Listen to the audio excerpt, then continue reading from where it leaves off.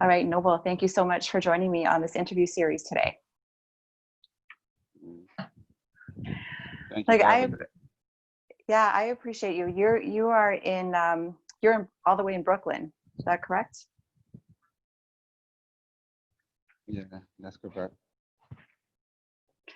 I like that you're on the rooftop. I don't know about you. It's Toronto. The weather is pretty similar to over there, and it's pretty Yeah, hot here. So I'm sure it's hot over there as well. yeah. But the population up here is less, so You think so? yeah, it's less up here. You know, it's crowded on the street level. Oh yeah. Yeah. I thought you were meaning the city. I'm like, no, I think New York has more people. But I want to go into like if we can go more to your earlier days and like you were you actually born and raised in Brooklyn? That's where you're originally from? Yeah, yeah. Originally, I'm from Flatbush, um, but even though I was from Flatbush, my father stayed in East New York, and so then we ended up moving to Marlboro Projects, which is next to Coney Island. So I used to be in Flatbush, East New York, and now I'm Coney Island, you know, interchangeably. So I literally grew up in three neighborhoods until we moved from Coney Island, well, Marlboro. People consider it Coney Island, but it's Marlboro Projects to Bedford Stuyvesant. And so I was literally growing up in four places at one time because I had best friends in each neighborhood. So I traveled back and forth. Oh wow. And what was that like moving from all these different places? It felt natural because we was always moving. So I thought that's what we do. You know, 4 years here, 5 years here, another three here. So, you know, never really planted a flag. The only place I really planted a flag at, excuse me, is in docks. You know, sad to say, but it is what it is, you know. Yeah. Yeah. And how old were you? Like, were you incarcerated when you were younger, or like how many times were you incarcerated? The one Uh, time? that was my first time being incarcerated ever. Okay, first time. And how old were you when you were convicted? 17 years old. 17. Okay, so pretty young. Yeah.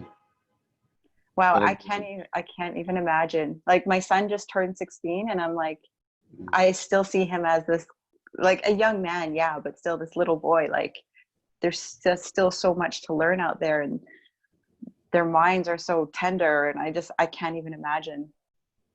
yeah.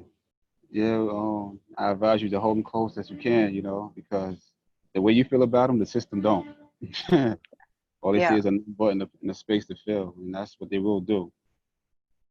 So when you were incarcerated the first time, was there a special like juvenile? I don't know what the system is like over there, but were you in special juvenile place or did you go straight into adult prison?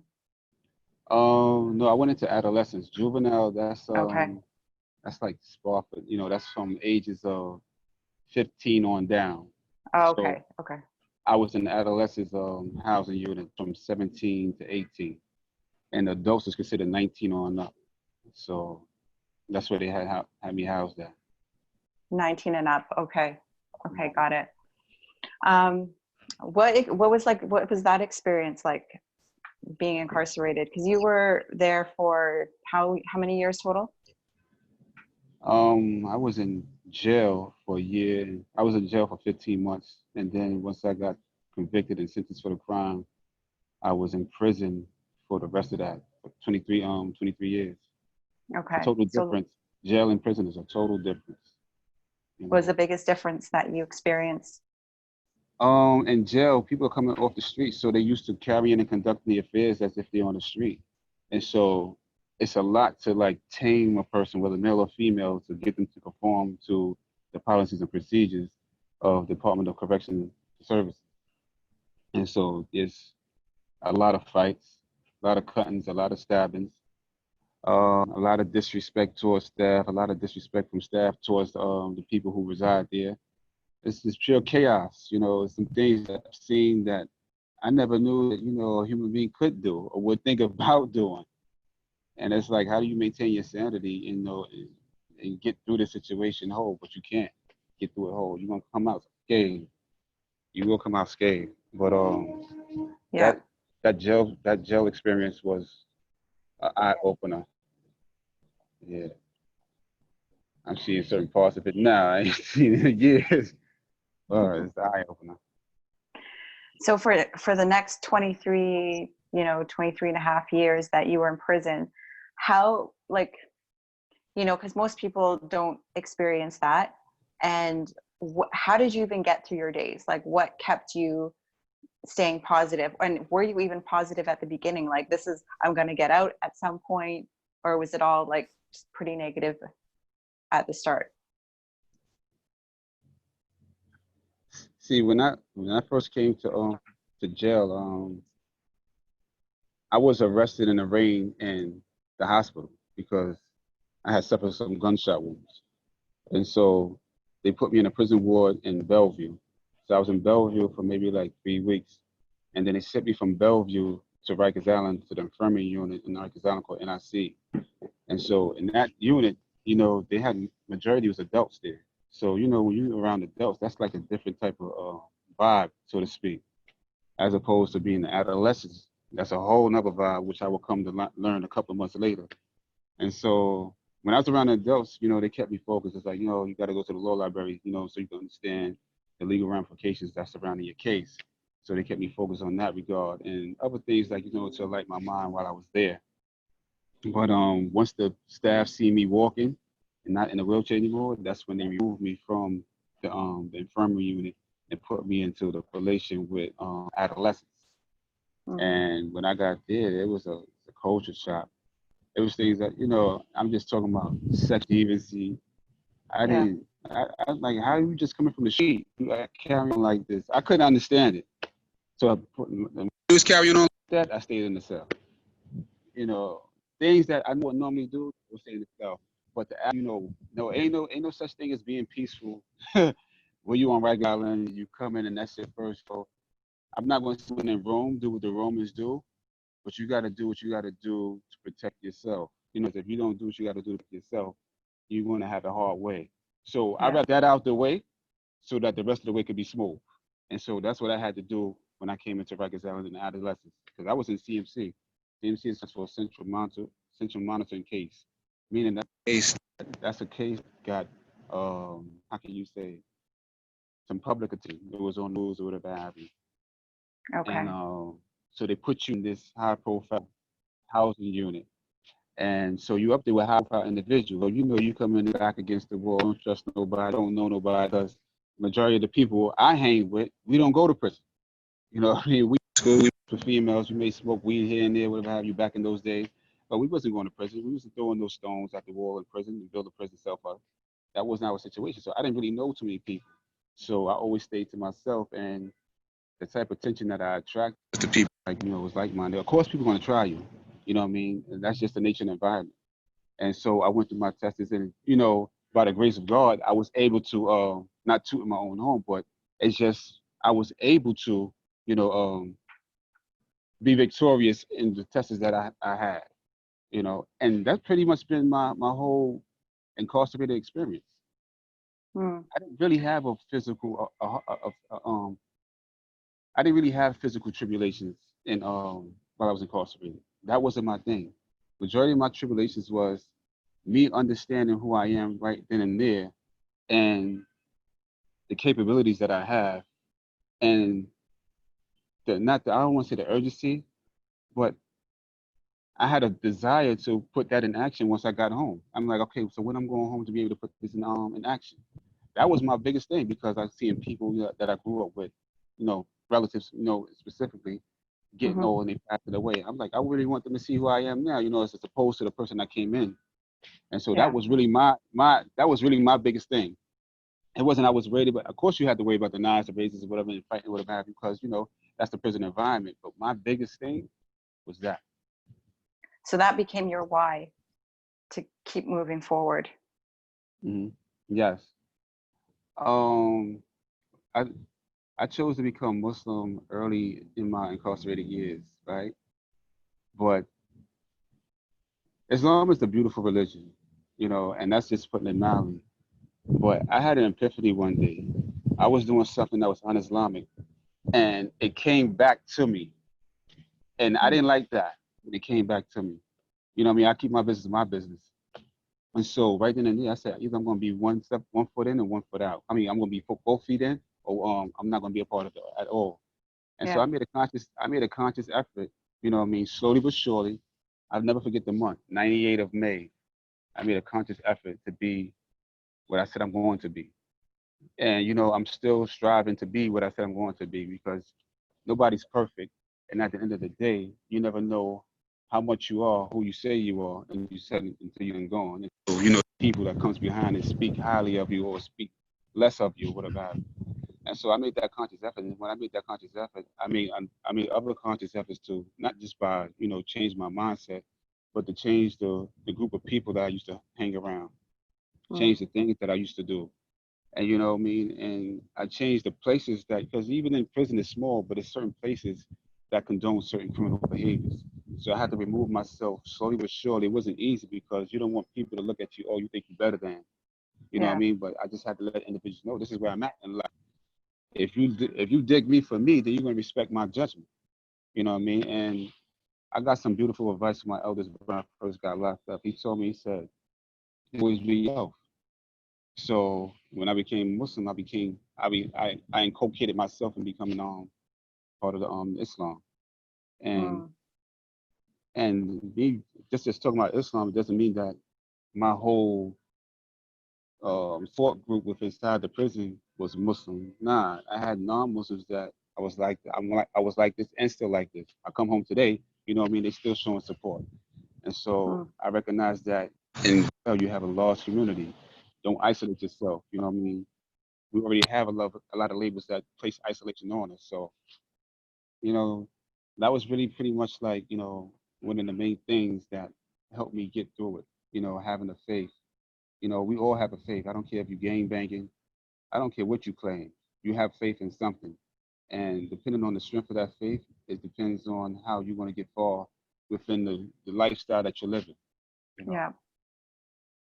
I love that you said that. So the faith and the support group, the people around you, because it sounds like you had great people around you to help you through this as well. Like when I came home, majority of the people that I did time with was the majority. Sad to say, but I'm not saying sad to say. It's just the reality of it. But when I came home, whatever I needed within reason, and I didn't have to ask, yo, here. And these people that Mm. have been for 5 years, 10 years, you know what I mean? And it's like, wow, it's a humbling experience because one, it says something about, the relationship that I didn't even think that we had. And sometimes I really don't really pay attention to the how can I say the level of a relationship that I have with people because yeah, how you doing? I'm just being me. I'm not Yeah. doing that to be, so and also was humbling because they taught me how to treat people that's formerly incarcerated coming home that may be struggling or they might not be struggling. They taught me how to embrace them when they come home. And so Yeah. that was a in of itself. You can't teach that in Harvard, Yale, Princeton, and none of that. And so that was a humbling experience. And it Well, let me know that I'm on something right. it says a lot about you as well, your character as a person, for people to receive you with such loving arms when you come out of prison after all those years. That's a reflection back at you. Yeah, yeah. That's a reflection I don't lightly because in the lifestyle that I live, we taught that the life we have is the trust.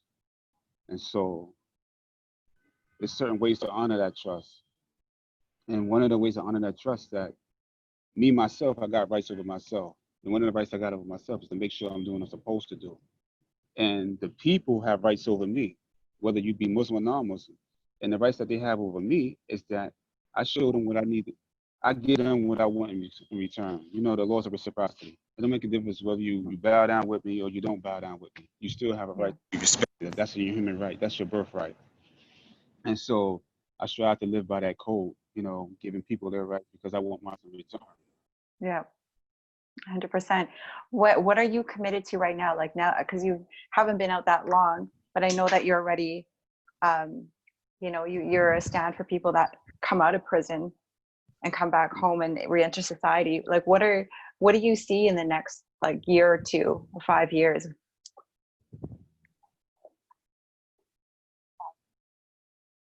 You said where do I myself in the next 5 years, Yeah, or within yeah. the Like, next what do 5 years? what do you see for yourself the next one to, well, up to 5 years for yourself? And like, what are you committed to? Like, what do you want to be creating in your life? Oh, I'm gonna be selfish, but it's not selfish though. What I want to do is do the same thing I was doing when I was incarcerated. Play a role in inspiring people, and at the same time being inspired while inspiring.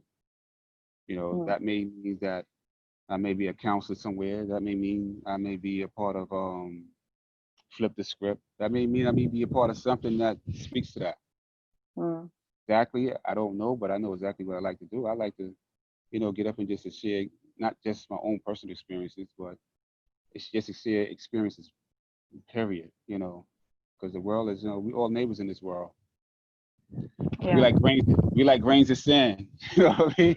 We can't, we there. We there. Some may be a little bit further, some may be a little bit closer, but we there. Yeah, exactly. Hey, I want to run this idea by you. So I was joking with someone not long ago that part joking and part not, I guess, but similar in Canada, where there's a lot of guys who come out of prison and then they have no family and they have no one to actually receive them on the other end. And I was like, oh, it would Yeah. be kind of cool to have like a welcoming party, like you're waiting at the gate, like a bunch of people, and just kind of like Yeah. helping them ease back in. And I was like, I don't know, do you think that's a crazy idea? Yeah, that's the same thing. Like, how people go off to war, and I'm not just saying they Yeah, just over there and they just there punching a clock. I'm there, they actually in the field and they gotta come back and get debrief.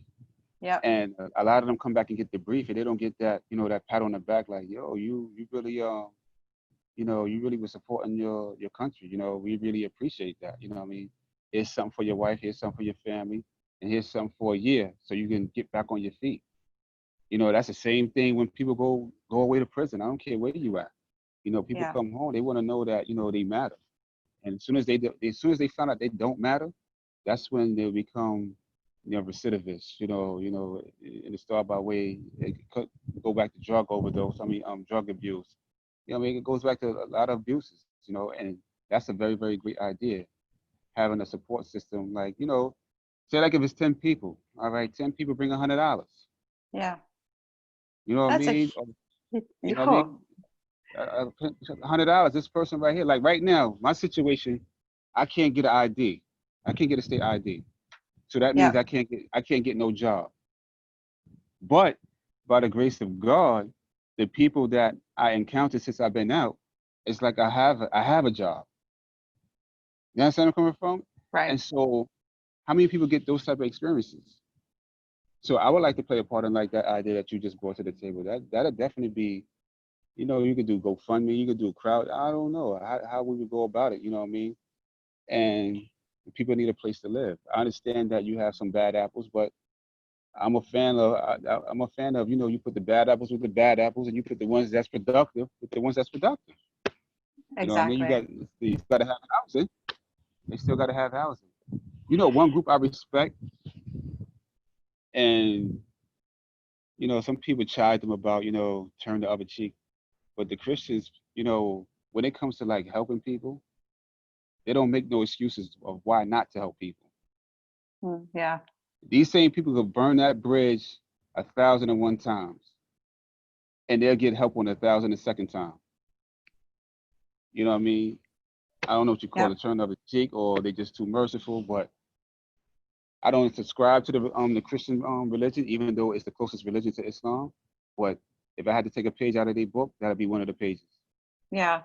I think You it's know what I the mean? no judgment, right? Because who are we to judge somebody else? I don't feel like we're in the Exactly. position to be judging anybody. So when you share that, it's like they're coming from the place of like, God loves everyone, and I'm not supposed to be discerning of like, no, you get a gift today from me, and no, you don't because you did this. Okay, I like you, so you get this. Yeah. You just keep Rational. loving. Yeah, you rationing out kindnesses. You know, I'm gonna hold back kindness for Exactly. you today. I met All my right, who quota is for you? You know today. what I mean? Yeah, you know, and it's like, especially like this year right here, I call it the year of the scare, right? Because the first quarter it kicked off with the COVID-19. Everybody was scared. Everybody is still scared about that. You know what I mean? Not as much as it was in the like the first 3 months. And then now you got this protesting about the police. You Yeah. know, that's a lot. It's a lot of fear out there. Then I'm hearing on July 4th, I'm hearing around here that the police is going to quietly protest, meaning that they're not, allegedly they're not going to respond if there's a response or something like that. Oh, no And way. so it's like, people are really scared out here. You know, they don't really know what to do, and they go into what they know best. You know, and that's to medicate their pain. Yeah. Yeah. But but it goes back to kindness. What I wanted to say, it goes back to kindness. Like if we was to take that, all right, I'm gonna ration my kindness out over here, over there. See, in Islam, that we believe that God has several names and attributes, and one of his names, and well, two of his names and attributes, that he's the most merciful, he's the most beneficent, right? They say that the first one, the most merciful, right, or the bestower of mercy and the most merciful. They said that the first one is general, meaning everybody in creation is a recipient of that mercy. And you can see it. You say, well, why he just killed 1,001 people? How he gets to live that type of lifestyle? Why he's not dead? You don't understand the wisdom behind why God do what He does. And then you have that piece of mercy that's just specific for those who are faithful, and those are the ones that's going to receive that specific mercy on a later date when they need it most. And so, going back to the first one, you know what I mean? If the one who created us, I'm not saying he's overlooking anything, but if he's merciful enough to let things run its course and let us deal with our situations, why we can't do that with other people? You know what I mean? Why is Yeah. it that when this one violates, we want to throw the book at him or her or at them, and when this one violates, you know what I mean, and this is the same crime, you know what I mean? Because like they have a case that happened, I believe, in 2016 or 2015. It's a young man in Long Island, Caucasian individual. Um, he's a juvenile, what they consider to be a juvenile, 17 and under. He caught the case. One day he took his mother car for joyriding and was doing speed racing. He didn't kill not one person or not two people. He ended up killing 5 people. They ended up giving this young man a year and a half. If that's the law, that's the law. Yeah. No problem with that. A couple of months ago, I guess 3 or 4 individuals on Morningside, they kill a young girl, young college student, young white lady, college student would have had. They're looking to give them the max, charge them as adults. Murder is murder. I don't understand it. You know what I mean? You throw at one person because of what? You know what I mean? And then you lighten it up. So, they want to do so much criminal justice reform, can't really reform the criminal justice system. People themselves want to become reformed. Mm. That's, you can change the location of where you're going to house people because that's what they want to do in New York City. They want to close Rikers Island and they Yeah. open up these borough houses. You open up the borough houses and you still utilizing the same mentality of these officers or these correctional officers within these same facilities. You know what I mean? They Yeah. said the definition of crazy is what? Doing the same thing, expecting different results. Yeah. You know what I mean? So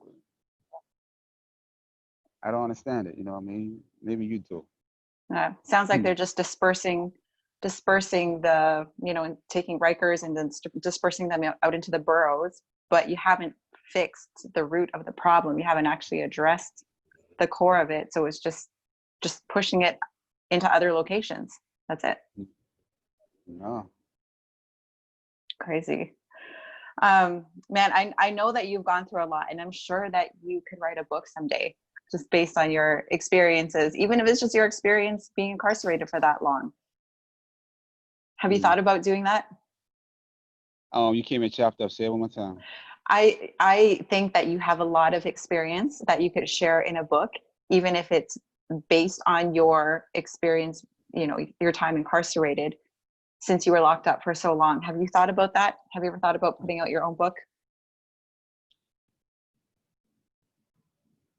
The only way I do that is I be able to speak to an audio. To actually sit at a computer and type it or write it, I don't think you're gonna get Nope. me to do that.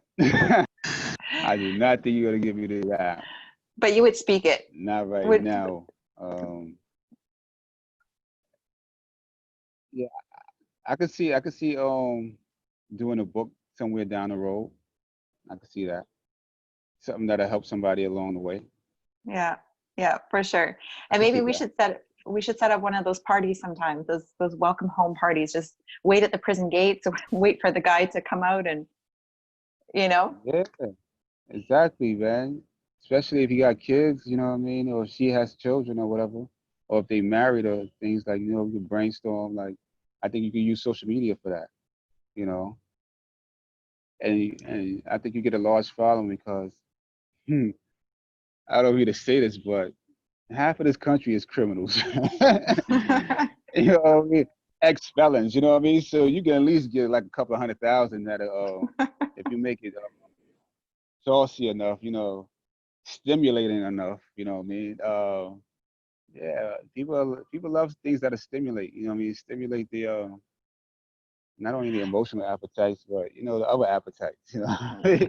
Yeah, for sure. And I think I'm thinking back a little bit, but where this idea came from was when I was hearing these guys that were getting out of prison, handed $50 and a one-way bus ticket, and basically see you later. I was Ah, like, what? Like, ah, even if they got $50, but like, here's a bus ticket. Bye. Good luck. yeah, like I can't even get an ID. So I got I wanted to I went to get a bank account, right? So I can't put any money in. They won't give me a pin. They won't give me a pin number because I don't have a New York State ID. ID. Yeah. I said so. Well, I understand why she was saying what she was saying because anytime you do something over the line, they're recording it. So I just told. She said, "Well," I said, "Well, I got a prison ID." She said, "I don't think you can use that." But I said, "The prison ID matches my birth certificate and it matches the name that's on my social security." I said, "We can't do anything with that." Yeah. So you know what I mean? So I just think that for a day, I just asked her, I just told her, I said, I hope you don't get an irate customer that'll curse you out because you can't fulfill a request. You know what I mean? May you have a blessed day. But this is what we in. So I'm in a group. I'm in a focus group on Thursdays from 6 to 7:30. A group with the Strive organization, and there's some terrific people. One by the name of Tony Yeri, and another one by the name of Nefertiti Long. And so I brought up the same problem to Miss Yeri, and I said, it'll be sensible that being that they know there's a pandemic going on, that they will put like a DMV worker with inside the parole building Right. or these transitional homes that we have, these transitional facilities that we have, because you got to give us an ID before we leave anyway. So so she said that she would take that in consideration. She brought it up to she goes to the mayor's meeting, I think once a month, monthly or whatever have you. And she said she brought it up. So I don't know how much Oh, traction very that cool. that particular idea came, Hey, it's a but step. and it costs to come outside. Every time I come out, it costs.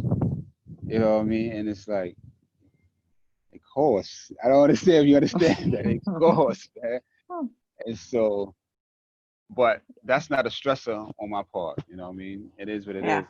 I understand that, that's what it's going to be until, and so that just makes me, I don't want to say cheap. I would use the word frugal or economical, more economical. But yeah, Well, I hear that issue. I mean, that's a whole other conversation, but I've heard that issue because if you don't have your ID, and then that just leads to the next thing, you can't get a job, like you're marked for life, right? Like you got a record, it follows you. You are denied yeah, for XYZ or XYZ in America. I yeah. don't know if you know this, but in Canada we say Z. We don't say Z. Did you know that? Okay, okay, okay. And you hit on something right because you're back at square one, and square one Yeah. for me is a decision that I made that I'm not proud of, and I let anybody notice that, I'm not proud of this decision that I made, which landed me in prison for 24 plus years. Yeah. And that placed a lot of strain, not just on the victim's family, but it placed a lot of strain on myself as well as my family and friends, whatever have you. And you really don't know the strain that it places on a person until you actually see that person without their mask. Because when you get visits, everybody is like bringing this happy vibe, or but the elephant in the room is like, why did you do what you do? Right. Why are you still here? Why are you not with me? I wasn't important enough for you to make, for you not to be selfish. And it's not being said, but you can feel it. Like for me, when I used to go on the visits, that wasn't a living room for me. For other people, it's like a living room. They there, they comfortable, and they going through what they're going through. For me, it was like always is like, the end. You know what's coming up when you got a hug. You already know, like, I wish you could come up. And then what's the kicker? When you have your younger brother or you have your niece, people who are real green, they don't understand what you're involved in. And they say, okay, it's time to go. And they say, all right, come on, we going. I say, no, Mm. I gotta go this way. Yeah. Why you gotta go that way? This is where I live at. Why? So let me go with you. Nah, you can't go. You know what I mean? Why I can't? Kids are very inquisitive. You know what I mean? Yeah. And I never forget the first time I explained it to my young brother. Um, and because I was his age at that time, and I thought I was grown. I thought I knew it all. So, and I guess the younger the generations are, the more smarter they are. That's just how I see it. So I Mm. didn't want to handle him like he was naive or he was a child. So I just told him, I said, look, this is what I'm incarcerated for. I'm incarcerated for robbery, murder. I said, they sentenced me to 25 to life. I said, you understand what 25 to life is? And he was like, kind of puzzled. I said, 25 to life means that I have to do, if I don't get any um, legal recourse in the courts, or modification, or they throwing out my sentence altogether, that means I have to do 25 years. So at the time I'm telling him this, I was like 20 years old. Mm. So I'm telling him like within another 20 years, within another 22 years, I'll be able to come home. Wow. So he's looking at me, he's like, it's not registered. I said, life means that no parole. I said, the reason I'm telling you this, I don't want you to make the same mistakes I made. I don't want you to make the same bad decisions I made. And so he left there, I don't think it set in until, I wasn't coming home, you know what I mean? Things like that. And then so like, I think in 98, he was like 10 years old. When he got to high school, my mother told me, you know how moms is, you a mom, snooping around behind your kids and all that, see what's in their room, see what's on their computers and stuff like that. So Yep. I call home and yeah, see, yeah, so, and this is way before iPhones and all that. So my mother said, I was snooping around this computer. I said, hey, I know you up to your old tricks again. So she said, you know what I found? I said, no, what you found?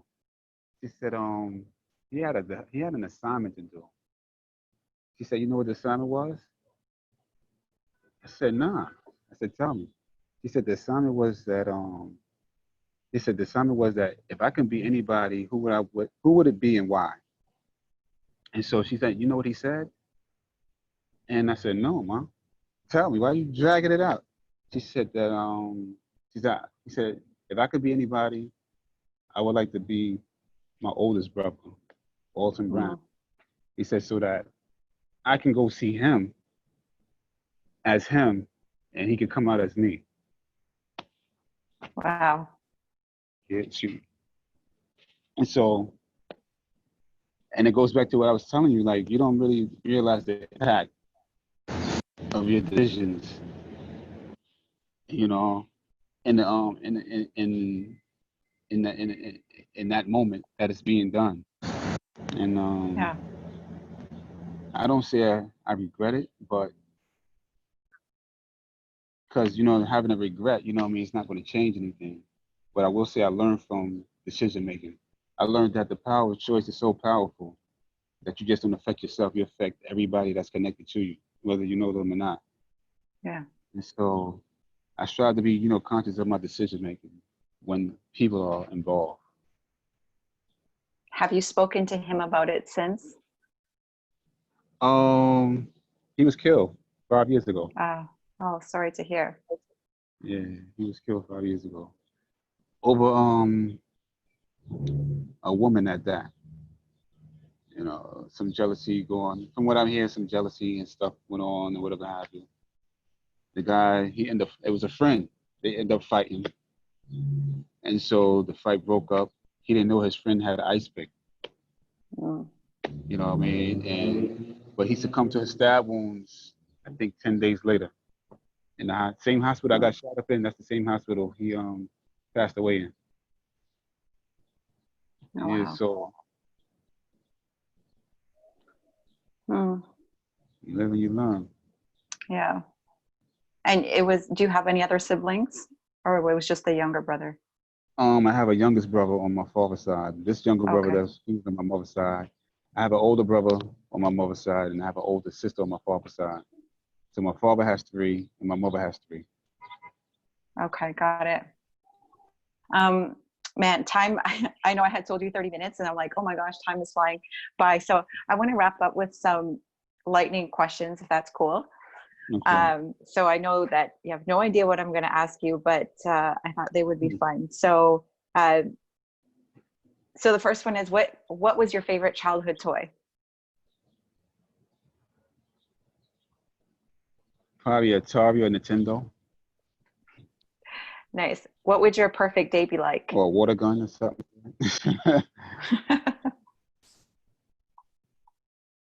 My perfect date? Day. What, like What with would my your wife or something like that, or with a woman? or date? Sure. No, but I'm saying, what would your perfect day be like? I see your lips, but I can't hear Oh, anything. day. Like, can you hear me now? I see. I can't. Oh, okay. I don't know what's happening with maybe the signal's not very good. So can you hear me? So what would your perfect day be I can like? hear you now.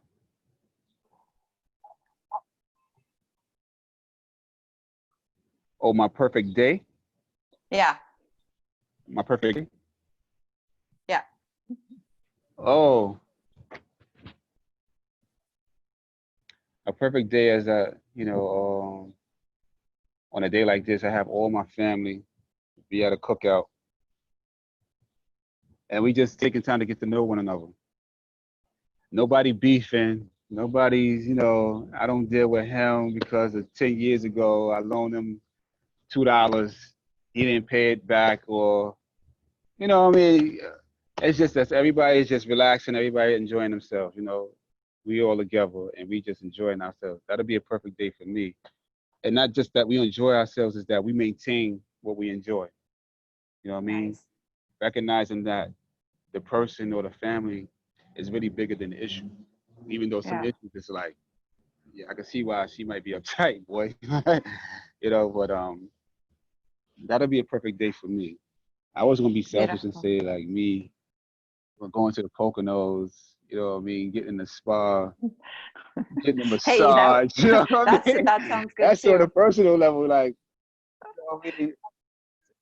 Walking around in some like, some shorts, a tank top, you know what I mean, and some Gucci That sounds flip pretty flops, good. you know what I mean, some sunshades, and eat some ice cream, you know what I mean? Leaving the phone wherever, not having to worry about answering the phone. Do that Nice. for a month straight. Well, yeah, hopefully you could do that soon. Inshallah, I pray so. And the last question for you They ain't is, gonna let me get away with it though. no, what's the thing that They you're ain't gonna get away most, with that. what's the thing you're most grateful for in your life right now? I'm most grateful for being given the opportunity to live life the way I'm living it now. You know, I could still be a degenerate in my thinking, you know what I mean, taking away from society instead of, giving back, you know. I could still be like, we all have a bank account, an emotional bank. Yeah. No, I get this from Stephen R. Covey. He wrote a nice book called I think it's the seven. 7 habits of highly effective people. Yeah, Yeah, and he has something in there talking about we all have an emotional bank account. We make withdrawals and we make deposits.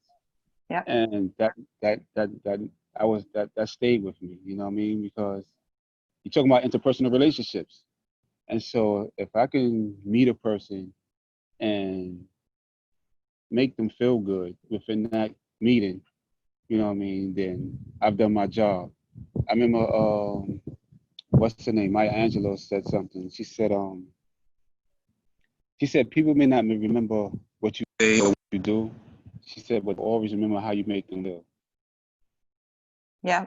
So true. And that's so true. We can, me and you, right? We can get into an argument. Me and you get into an argument about whatever, and you can be noble, and hours later you may not remember half of what we was arguing about, but you remember how I made you feel to make you come at me that way, or I remember how you made me feel to make you come at me that way. And Yep. so that also stuff too. So I'm conscious of like when I'm around people, how I make them feel, you know. Mm. From the prison environment, sometimes people like, yo, why they are so standoffish. It's not that we so standoffish, it's that we in a new environment, we soak it all in. Yeah. So, and, you know, like a little kid, you take a kid outside, they ain't been outside all week, and they pulling your arm this way, pulling your arm that way, like, daddy, daddy, daddy. You're like, hold on, we gonna get there, but that's just how it is, you know what I mean? Yeah. Well, But going through what definitely, everything that's that the you went, greatest thing. going through everything that you went through, coming out on the other side, now committed to something greater, I consider you a success story. And I am excited to see what you are going to create in your life, and I'm really glad that we connected. I appreciate you. And I appreciate you sharing some of your story today. Okay. Appreciate you for having me and giving me the platform. Yeah, my pleasure. My pleasure. Mm. We will we'll reconnect soon. It's a blessing meeting you too. Okay, okay. You All take right. care of yourself up there in that. You All too. right. All right. Have a good one. Bye. Bye.